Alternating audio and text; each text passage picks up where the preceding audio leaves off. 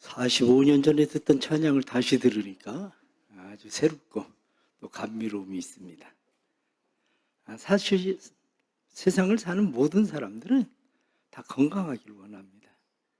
왜 건강하려고 하냐? 물어보면 그냥 한마디로 얘기해서 행복하려고, 건강하려고 하는 겁니다. 그러나 건강하려고 원한다고 해서 건강해지는 건 아닙니다. 체온 1도의 기적이라는 글을 보면 그런 이야기들이 나옵니다. 우리 몸의 정상 체온이 36.5도에서 37.5도인데 이 정상 체온 그 온도보다 현대인들은 온도가 현저하게 낮다.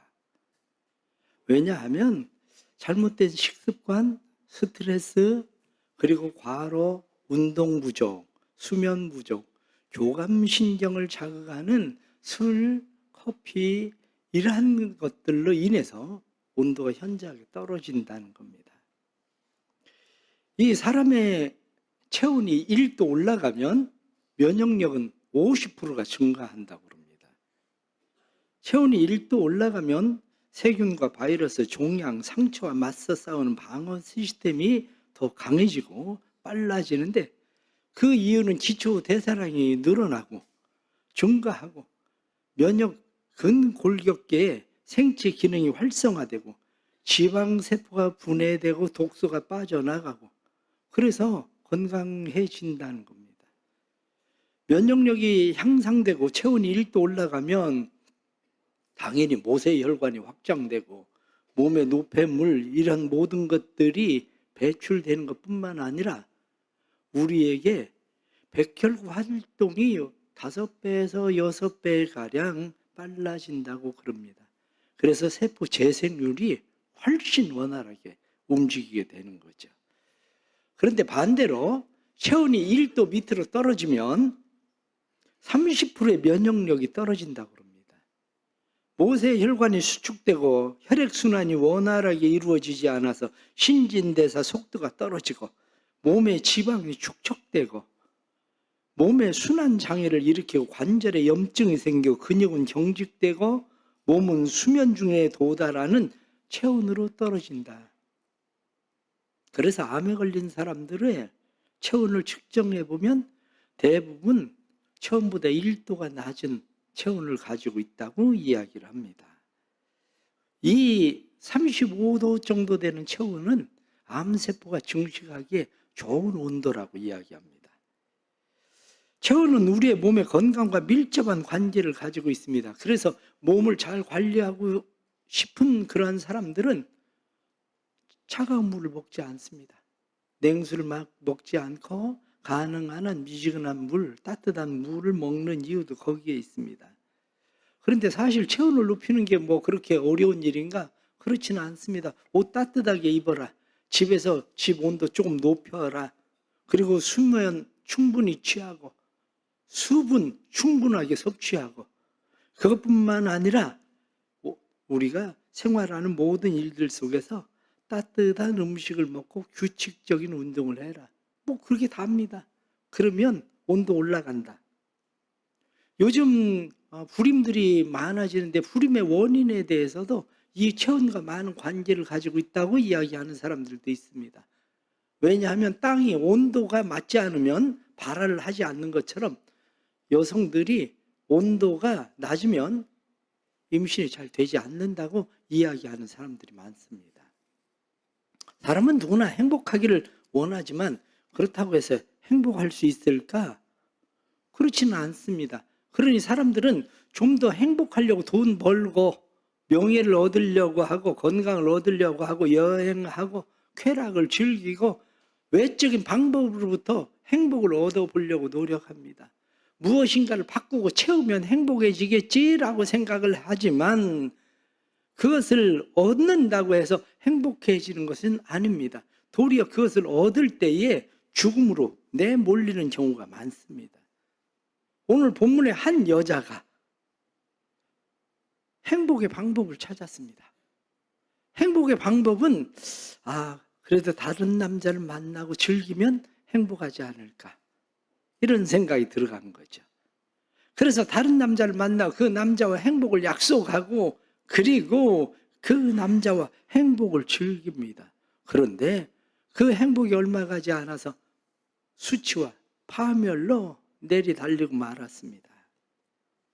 대부분의 사람들은 외적인 것에서 행복을 찾으려고 하지만 행복은 그렇게 끝납니다. 왜냐하면 죄를 지으면 행복하지 않습니다. 죄를 지으면 불행을 자초합니다. 죄는 매력적으로 보일 수도 있고 죄는 돈을 벌 수도 있고 뿐만 아니라 죄는 우리로 하여금 남 부러움으로 살 수 있을 것처럼 생각되지만 그러나 그 결과는 오히려 비참해집니다. 행복하지 않다는 겁니다. 가늠하다가 잡힌 여인 그런데 그를 끌고 온 사람들을 보니까 다 손에 돌을 들고 있습니다. 행복한 사람이 굳이 다른 사람에게 돌 던져서 죽이고 싶겠습니까? 이 모습을 보면 돌을 들고 죽이겠다고 달려드는 사람들도 역시 난 행복하지 않아 라고 하는 것을 손에 들고 있는 돌로 증명하고 있는 겁니다. 세상이 어떠니, 교회가 어떠니, 가정이 어떠니, 누가 어떠니 돌팔매질을 하는 사람들 보십시오. 그 사람들 중에 행복한 사람이 있는가? 그 사람들 가운데 행복하지 않습니다.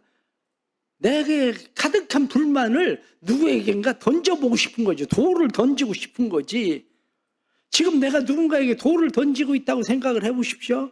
남편이나 아내나 부모나 목사나 성도들에게, 이웃에게, 친구에게 돌을 던지고 있다면 그 사람은 행복하지 않다는 표시일 뿐입니다. 식당에 가서 맛있는 음식을 먹으면서 그 식당에 돌을 던지는 사람이 있습니까? 자기 가정이 행복한 사람, 남편이나 아내가 자랑스러운 사람, 자녀들이 사랑스러운 사람, 그런 사람은 자기 집에 왜 돌을 던지겠습니까? 자기 가정이 행복한 사람이 왜 바람을 피우고 남의 아내나 남의 남편을 품으면 행복하다고 생각하겠습니까? 자기 가정이 행복한 애들이 왜 집을 나가겠습니까? 행복하지 않다는 거죠. 자족하며 사는 사람이 왜 남의 것을 탐을 내겠습니까? 부자가 되고 싶어서 나쁜 놈들 뭐 해가면서 욕을 하고 그 사람들에게 돌을 던지고 강탈해서라도 나도 그와 같이 되고 싶어 하는 그런 마음이 행복한 사람의 마음입니까? 주어진 직장에 감사하고 자기의 삶에 자족함을 느끼고 만족하는 사람들, 그 사람들은 혹시라도 내가 가지고 있는 행복이 깨지지는 않을까, 누가 내게 돌을 던져서 이 행복을 깨뜨리면 어떻게 할까, 오히려 두려운 마음이 드는 거죠. 돌을 들고 온 사람들을 보면서 예수님께서 너희들도 행복하지 않구나, 내가 진짜 행복하다면 이 여인을 내세워서 돌을 던지고 싶어서 내게 이렇게 달려들지는 않을 텐데, 너희들이 행복하다면 돌을 던지고 싶겠니? 예수님께서 오히려 그렇게 말씀하면서 너도 행복하지 않구나, 가짜 행복을 너도 부러워하는구나, 너도 저 여인처럼 저거라도 가지고 싶어 하는 그런 속내가 너희들 마음속에 있구나. 한마디로 예수님에게 그들의 속내를 들키고 만 사람들입니다. 한병철 교수의 피로사회라는 책에 나오는 글을 보면 사람들은 행복을 위해 스스로 자신을 소비한다, 방전시킨다. 과거에는 주일에 의해서지만 지금은 스스로 그렇게 만드는 것이다. 그것을 채우지 못하면 열등한 소외된 인간이 되고 말기 때문이다.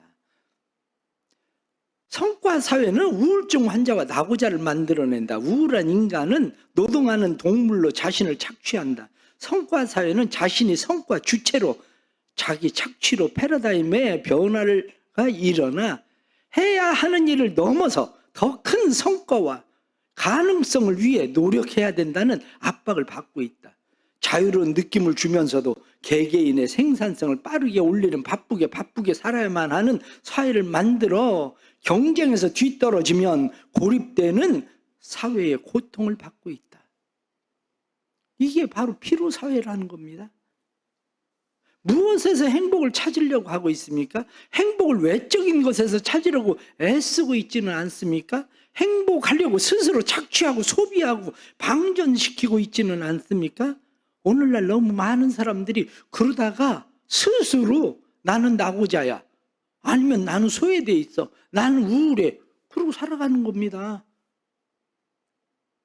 여인은 간음하다가 현장에서 잡혀서 끌려왔습니다. 사람들은 일부러 이 여인을 예수 앞에 끌고 와서 이 여인이 간음하다가 현장에서 잡혔는데 어떻게 하면 되겠습니까? 율법에는 돌로 쳐 죽이라고 했는데 당신 생각은 어떻습니까? 이렇게 물은 것입니다.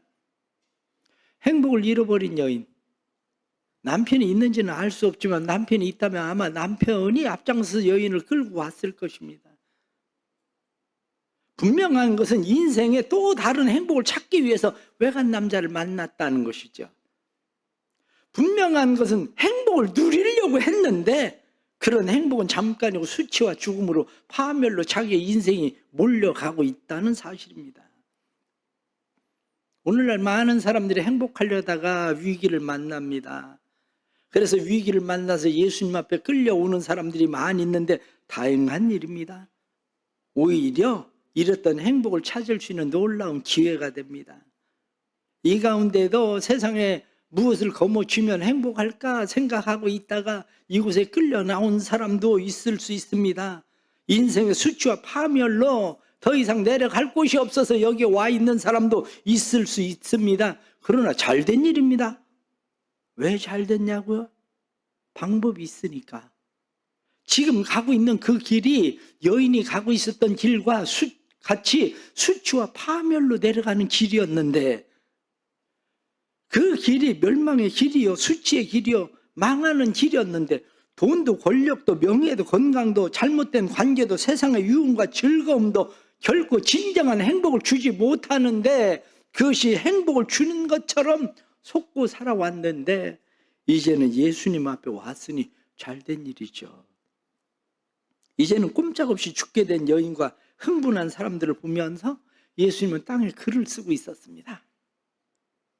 레위기 20장 10절 말씀 그리고 신명기 22장 20절 말씀을 보면 간음하다가 잡히면 남자와 여자 둘 다 죽여라. 성경은 그렇게 돼 있는데 아마 예수님께서 남자는 어디 가고 여자만 왔을까 생각하셨을지도 모르겠습니다. 아니면 저기 서 있는 저 사람들은 행복할까? 왜 굳이 남에게 돌을 던지고 싶어서 저렇게 흥분하고 있을까? 생각하셨을 수도 있습니다. 어쨌든 보다 행복한 인생을 즐기려고 하다가 현장에서 끌려온 여인은 돌에 맞아 죽게 생겼습니다. 그런데 흥분한 그 사람들을 향해서 예수님은 말씀하십니다. 너희 중에 죄 없는 자가 돌로 쳐라. 아니 이게 무슨 얘기입니까? 그 이야기를 들은 사람들은 양심의 가책을 받아서 하나둘 돌을 내려놓고 다 떠나버렸다는 거예요. 예수님께서 여인에게 말씀하십니다. 나도 너를 정죄하지 아니하노니 가서 다시는 죄를 범하지 말라. 그 말씀을 조금 더 생각을 해보십시오. 좀 더 생각을 하면 예수님이 행복하고 싶었니? 그런데 실패했구나. 그런데 죄를 지어서는 행복할 수 없어.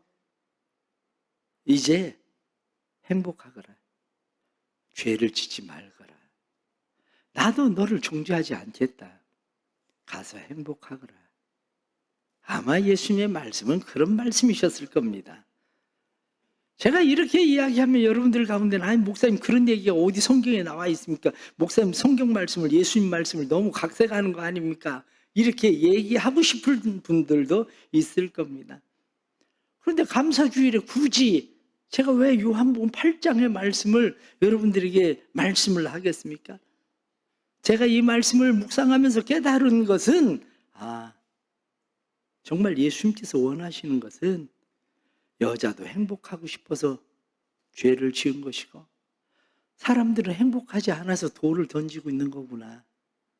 그런 생각입니다. 그런데 그거보다 더 궁금한 거는 그러면 이 여자가 돌아가서 어떻게 살았을까?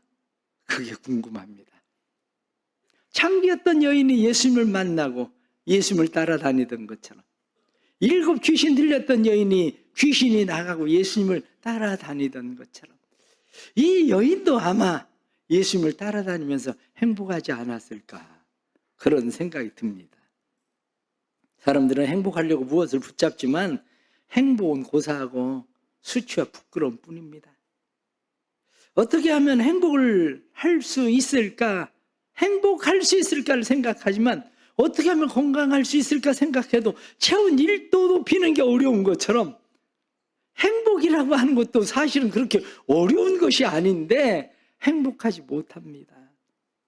그러나 행복 지수가 올라가면 죄를 짓지 않습니다. 행복 지수가 올라가면 죄와 시험에 쉽게 빠지지 않기 때문입니다.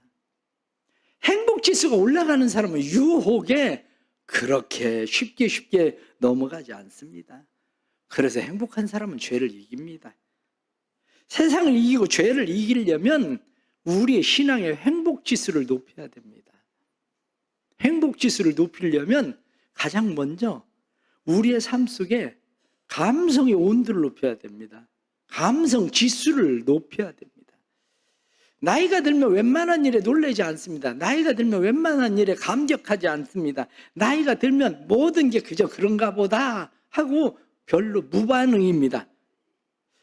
맛있는 것을 먹어도 그냥 전에 먹던 것보다 조금 맛있나? 아닌가? 그 정도지. 뭐 이게 그렇게 맛이 있다, 진짜 맛있다. 그리고 뭐 사진 찍고 그러는 나이 든 사람이 어디 있습니까? 그런데 젊은이들은 다릅니다. 좀 맛있는 데를 데려가면 젊은이들은 얼마나 감격해야 하는지, 감성 지수가 높은지, 와, 목사님 이런 데 처음 와봐요. 그리고 막 사진 찍고 진짜 맛있다고 애들은 막 난리를 칩니다. 나이 든 사람 어디 데리고 가보십시오. 늘 피곤해서 어디 앉을 자리 있나 그런 거나 찾고, 어? 아니 차라리 돈으로 주지 이런 생각이나 하고. 그래, 내가 권사님들 데리고 다니는 거 별로 좋아하지 않습니다. 난 젊은이들 데리고 다니면 젊은 애들은 야 너무 좋아해요. 젊은 애들. 지난번에도 갓 결혼한 신혼부부를 예터를 데리고 갔더니 와, 목사님 여기 처음 와봐요. 이런 데가 있었어요. 음식도 너무 맛있어요. 얼마나 좋아하는지.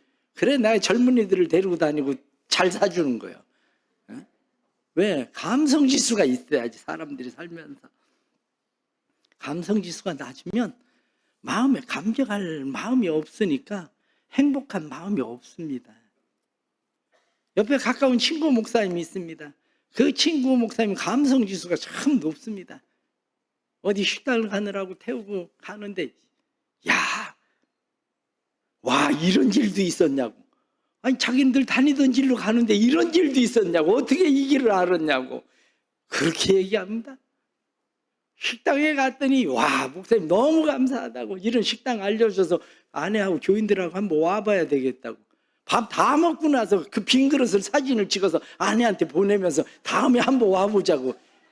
야, 먹기 전에 찍는 게 아니라 다 먹고 찍어. 왜? 감성지수가 높아. 그리고 그 목사님 보면 항상 행복해요. 여인은 예수님이 누구든지 죄 없는 자가 돌로 쳐라. 그 말이 평범하게 들렸겠습니까? 행복하고 싶어서 그랬구나. 나도 내가 행복했으면 좋겠어. 그런데 죄를 가지고는 행복할 수가 없어. 나도 너를 정죄하지 않겠다. 다시는 죄를 가지고 행복하려고 하지 마. 행복하거라. 행복하거라. 주님께서 말씀하신 그 말을 들은 이 여인의 가슴이 얼마나 흥분됐겠습니까? 와, 이런 상황에 저런 말씀을 하실 수 있다니. 이런 상황에 어떻게 땅에다 글을 쓰고 계실까? 한편은 누군가에게 속 터지는 시간입니다. 돌을 빨리 던져야 되는데 예수님이 아무 말씀도 하지 않고 땅에다 글을 쓰고 계시니. 그런데 그 시간이야말로 침묵의 시간, 여운의 시간, 쉼표의 시간, 얼었던 땅을 녹이는 시간, 분노의 가슴을 식히는 시간, 조급한 마음을 누그러뜨리고 여유로움으로 바꾸는 그러한 시간, 예수님이 앉아서 땅에 글을 쓰고 있는 그 시간이야말로 감성의 시간입니다. 급한 마음을 기다림의 시간으로 바꾸는 시간. 예수님의 이 감성의 마음이 우리에게 있다면 우리의 삶은 달라질 겁니다. 우리의 삶이 달라지는 것뿐만 아니라 다른 사람의 삶을 바꿀 것입니다. 예수님께서 땅에 글을 쓰시면서 죄 없는 자가 돌로 쳐라, 나도 너를 정죄하지 않겠다 말씀하시는 그 말씀의 그 시간, 내가 감성의 시간을 가지고 있으면 나뿐만 아니라 내가 감성의 시간을 가진 것만큼 다른 사람도 감성의 여유를 갖게 만듭니다. 시간을 갖게 만듭니다. 감성 지수가 높은 사람은 함께하는 사람의 생각을 바꾸고 그 사람들로 하여금 함께 행복하게 만듭니다. 사랑하는 성도 여러분, 감성의 온도를 높이십시오. 내 마음의 감성의 온도를 높이지 않으면 여러분들은 어떤 일에도 행복을 느끼지 않을 겁니다. 조그마한 일에도 행복해하는 사람은 감성 지수가 높은 사람들이에요. 이 감성 지수가 높은 사람들은 한결같이 은혜의 온도가 높습니다. 은혜의 온도를 높이십시오. 은혜가 마음속에 담기는 사람은 범사에 은혜로움을 느낍니다. 그래서 받은 은혜를 무엇으로 갚을 수 있을까 하는 생각을 하게 됩니다. 때로는 베푼 사람은 별거 아니라고 생각할지 몰라도, 베푼 사람은 뭘 이렇게까지라고 생각할지 몰라도 은혜를 받은 사람은 그렇지가 않습니다. 은혜를 받은 사람은 내가 이 은혜를 무엇으로 보답할까? 다윗이 시편 116편 12절에 말씀한 것처럼 여호와께서 내게 주신 은혜를 내가 무엇으로 보답할까? 이런 마음이 생깁니다. 그런데 은혜의 온도가 낮은 사람은 머리까지 걸 무엇을 받아도 탐탁하게 여기질 않습니다. 무엇을 해주어도 은혜롭게 여기지 않습니다. 은혜로 여기지 않는 사람들의 특징은 불평이 많고 원망이 많다는 거예요. 내 마음에 불평과 원망이 많으면 그 사람은 이미 은혜가 바닥을 치고 있는 사람입니다. 다른 사람에게 보복하고 싶은 마음이 왜 일어납니까? 뒷담화를 까는 일들이 왜 일어납니까? 은혜 지수가 떨어져서 그렇습니다. 포도원에 가서 일을 하던 사람이 아침에 일찍이 오늘 일하면 한 데나리온 줄게 그랬더니 감사하는 마음으로 갔습니다. 그런데 저녁에 늦게 온 사람들에게도 한 데나리온씩을 나누어 주니까 은혜가 확 떨어지고 말았어요. 그래서 왜 늦게 온 저 사람들도 한 데나리온을 주고 우리도 한 데나리온을 주는가? 그렇습니다. 은혜는 물에 새기고 원수는 돌에 새긴다고 아침에 내가 은혜롭게 생각했던 생각이 어디로 사라졌는지 흘러 떠내려 가버리고 마른 사람입니다. 은혜 온도를 높여야 됩니다. 은혜 온도가 메마른 사람, 그 사람은 불행합니다. 은혜 온도가 차가운 사람은 불행합니다. 살면서 누구에게 돌을 던지고 싶은 생각이 왜 들어갑니까? 내 안에 은혜가 떨어져서 그렇습니다. 하나님께서 나 같은 죄인을 사랑하신다는 생각이 그 은혜가 내 마음에 있는데, 뿐만 아니라 하나님께서 나 같은 죄인을 위해서 그 아들 예수 그리스도를 주셨다는 은혜가 내 안에 있는데, 하나님이 나 같은 죄인을 위해서 오래 참아주셨다는 은혜가 내 안에 있는데 어떻게 내가 하나님을 원망하고 불평하겠습니까? 때로는 살다가 보면 돌을 던지고 싶은 생각도 듭니다. 왜 안 들겠습니까? 그런데 돌을 던지고 싶은 대상이 때로는 아내가 되고 남편이 되고 부모가 되고 심지어는 자식이 되고 이웃이 되고 목사가 되고 교인들이 되고 국가가 되고 일 열심히 하는 사람이 돌 던질 대상이 되고 일 안 하는 사람이 돌 던질 대상이 되고 심지어는 외국인 노동자까지 우리에겐 돌 던질 대상이 되고 있지는 않습니까? 그러나 돌 던지기 전에 내게 은혜를 베풀어 주신 사람을 생각하면 돌 던지는 일이 옳은 일입니까? 내가 던지는 돌이 생명을 살리는 일입니까? 죽이는 일입니까? 세상을 보십시오. 세상을 보면 은혜는 어디로 갔는지 사람들은 서로 배신하고 배신자라고 욕하고 참 가관입니다. 죽어라 하고 서로에게 죽이려고 돌을 던지는 그러한 일들. 그러나 이 가운데 생명의 여백을 두십시오. 다시 말하면 은혜의 여백을 두십시오. 은혜의 여백을 두고 은혜를 생각해 보십시오. 은혜를 기억하는 시간을 가져보십시오. 그러면 삽니다. 자기도 살고 다른 사람도 살고 은혜의 여백을 가지면 내 손에 들었던 돌을 내려놓게 됩니다. 내가 지금 돌을 들고 던지려고 하는 이 순간이 내 안엔 은혜 메마름입니다. 은혜를 기억하는 사람이 누구에게 돌을 던지겠습니까? 은혜의 말씀이 우리 안에 있는 사람은 말을 조심합니다. 은혜를 기억하고 있는 사람은 다른 사람에게 말을 잘합니다. 누군가에게 던지는 말 한마디, 사람을 살리는 말. 그래서 성경은 은혜로운 말을 해라. 너희 말에 소금 치듯 해라. 살리는 말을 해라. 그렇게 말씀합니다. 은혜롭게 말하십시오. 말로 돌을 던지지 말고 여백을 두시고 조금 더 생각하고 말을 하십시오. 또 하나는 감사의 온도를 높이십시오. 현장에서 붙잡힌 여인, 예수님에게 무슨 말을 하고 싶었겠습니까? 선생님, 정말 감사합니다. 죽을 뻔했는데 정말 감사합니다. 제가 다시는 죄를 짓지 않겠습니다. 제가 죄를 가지고 행복해 하려고 하지 않겠습니다. 아마 이 여인은 예수님에게 그렇게 말하고 싶었을 겁니다.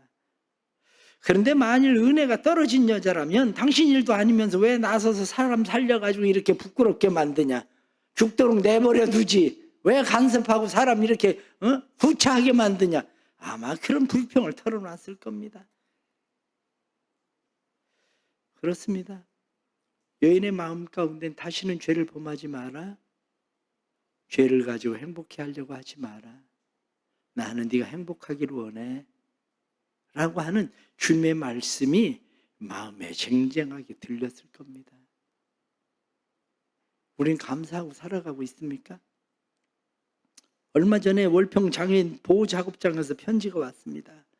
대성교회 목사님과 성도님들께 얼마 전 대성교회에서 목사님과 성도님들이 보내주시는 후원으로 장애인들과 행복한 여행을 다녀왔습니다.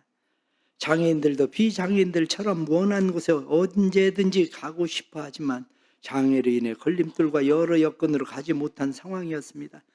하지만 대성교회 후원을 계기로 자신감을 얻어 장애인들이 장애 걸림돌 없이 안전하게 여행을 즐길 수 있는 무장애 여행을 장애인들과 함께 기획하게 되었고 그 꿈을 현실로 이룰 수 있었습니다. 장애인들에게 소중한 시간을 만들어 주신 대성교회 목사님과 성도님들께 함께 일하는 장애인들과 직원들을 대신해서 진심으로 감사를 드립니다. 그러면서 사진들을 쭉 찍어서 보냈습니다. 제대로 도와준 것도 없는데 얼마나 감사한지. 더 많이 도와드리지 못한 게 미안할 뿐인데 우리가 드려지는 헌금이 이렇게 쓰여지는 겁니다. 고맙습니다. 어려운 시대에 큰 도움을 주셔서 정말 고맙습니다. 어려운 시기를 해치우겠습니다. 건강하세요. 감사합니다. 동료들과 좋은 추억을 만들어 주셔서 감사합니다. 매일 건강하세요. 차 타는 거 좋아하는데 차 타고 인천 가고 바다에 갔다 와서 좋았어요. 감사합니다. 인천에 있는 시장도 구경하고 엄마 선물도 사고 짜장면 박물관 신기해서 사진 많이 찍었어요. 여행 보내주셔서 감사해요. 후원 감사해요. 박물관이 재미있었다. 게임도 재미있었다. 상품 받아서 좋았다. 놀러 가는 거 좋았다. 우리 도와줘서 고맙습니다. 우리 잘 챙겨주셔서 감사합니다. 하나하나 사람들이 손편지를 써서 보낸 편지들이 얼마나 귀한지. 그런데 어떻게 다음에 또 안 도와주겠습니까? 도와주고 싶은 마음이 생기지. 1층 게시판에 붙여놨는데 한번 쭉 읽어보세요. 삐뚤삐뚤 쓴 그 글씨들, 그러면서도 감사하는 그 마음들 얼마나 감사한지. 하나님의 사랑을 받고 사랑을 입은 우리가 행하는 일들이 그런 거 아닙니까? 그저 여행 한번 보내주었다고 해서 얼마 잘 도와주지도 못했는데 감사하는 그 마음들. 내일부터 카자흐스탄에서 한글 학교를 하는 아이들이 한국에 왔습니다. 한글을 배우는 아이들이. 그곳에서 교회도 한 번도 가보지 않은 아이들이. 그런데 교회가 무슨 상관이 있다고 그들을 4일 동안이나 그들을 돌봐주겠습니까? 아마 이번 카자흐스탄에서 오는 아이들 우리 교회가 돌보는 일이 맥주 감사원금 절반은 거의 쓰여질 겁니다. 근데 왜 그 일을 하겠습니까? 그들 마음 가운데 감사가 무엇인지 알게 하고, 그리고 하나님의 사랑이 무엇인지 알게 하려고 하는 겁니다. 그러니 하나님의 사랑을 입고 하나님의 사랑을 입은 사람들은 감사하며 살 수밖에 없습니다. 자연을 봐도 감사하고 일상생활에서도 감사하고 우리의 삶 속엔 감사가 넘치는 겁니다. 하나님을 사랑하며 은혜에 감격하게 되고 나 같은 사람을 사랑하시고 구원하시고 그 아들 예수 그리스도를 보내주신 하나님의 은혜의 사랑에 눈물이 나지 않을 수가 없습니다. 사랑하면 온도가 높아집니다. 하나님이 나를 사랑하는 그 사랑을 받아들여서 내 안에 사랑이 들어오면 행복지수가 높아지고 죄를 짓지 않고 세상에서 방황하지 않고 우리는 행복할 수 있습니다. 가정에서 행복한 사람이 왜 밖에서 방황하겠습니까? 가정에서 행복한 사람이 왜 나쁜 친구들과 어울리고 게임에 빠지고 도박과 술에 빠지겠습니까? 하나님의 은혜 감사한 사람들이 왜 세상의 죄에 빠지겠습니까? 나의 삶의 행복 온도를 낮추는 것이 무엇인지 잘 발견해야 됩니다. 그것을 발견하지 못하면, 그것을 파악하지 못하면 우리의 삶의 행복 지수는 점점 떨어질 수밖에 없습니다. 다시 행복 지수를 높일 수 있기를 축복합니다. 그러기 위해서 감성의 지수 온도를 높이십시오. 그러기 위해서 우리 안에 은혜 지수를 온도를 높이십시오. 그러기 위해서 우리 안에 감사의 온도를 높이십시오. 그러면 행복 지수가 올라갑니다. 예수님은 말씀하십니다. 행복하고 싶었구나. 그런데 내가 찾는 행복은 막다른 골목에 다다를 거야. 결국엔 수치와 파멸을 만날 거야. 죄를 지어서는 행복할 수 없어. 나도 내가 행복해지길 바란다. 죄를 멀리하고 행복하거라. 감성 지수를 높여라. 은혜 지수를 높여라. 감사의 지수를 높여라. 하나님을 사랑해라. 이웃을 사랑해라. 그러면 행복할 거야. 주님이 우리에게 말씀하시는 이 말씀을 다시 기억해 보십시오. 그래서 우리의 삶에 다시 하나님의 주신 은혜로 행복이 우리의 삶에 멀리 있는 것이 아니라 아주 가까이에 있다는 사실을 깨닫고 주님과 함께하는 은혜의 삶이 될 수 있기를 주의 이름으로 축복합니다. 기도하겠습니다. 우리를 향해서 오래 참으신 여백을 생각합니다. 우리를 위해서 은혜를 베푸신 그 사랑을 생각합니다. 돌에 맞아 죽든지 돌 던지기에 합당한 저희들이 하나님의 은혜를 감사하며 이 시간 예배를 드립니다. 주님, 다시 우리 안에 감성 지수가 높아지게 해주시고 은혜 지수가 높아지게 해주시고 감사의 지수가 높아지게 해 주옵소서. 죄를 가지고 행복해 보려고 하지만, 세상에 보여지는 것으로 행복해지려고 하지만 불행과 파멸과 수치일 뿐이라는 것을 알고 다시 주님과 함께하는 시간들이 우리 안에 있게 해 주옵소서. 조용히 땅에 글을 쓰시던 것처럼, 나도 너를 정죄하지 않는다 말씀하시던 것처럼 우리의 삶에 조용히 침묵할 수 있는 시간, 은혜의 지수를 높이는 시간, 감사의 지수를 높이는 시간들이 우리 안에 있게 해주셔서 다시는 죄를 짓지 않게 하시고 우리의 손에 든 돌을 내려놓게 해 주옵소서. 그래서 하나님의 은혜와 그 사랑으로 다시 우리의 삶이 감사함이 회복되는 은혜를 더하여 주옵소서. 사랑하는 모든 성도들을 축복합니다. 행복하고 싶니? 하나님의 은혜 안에 들어와라.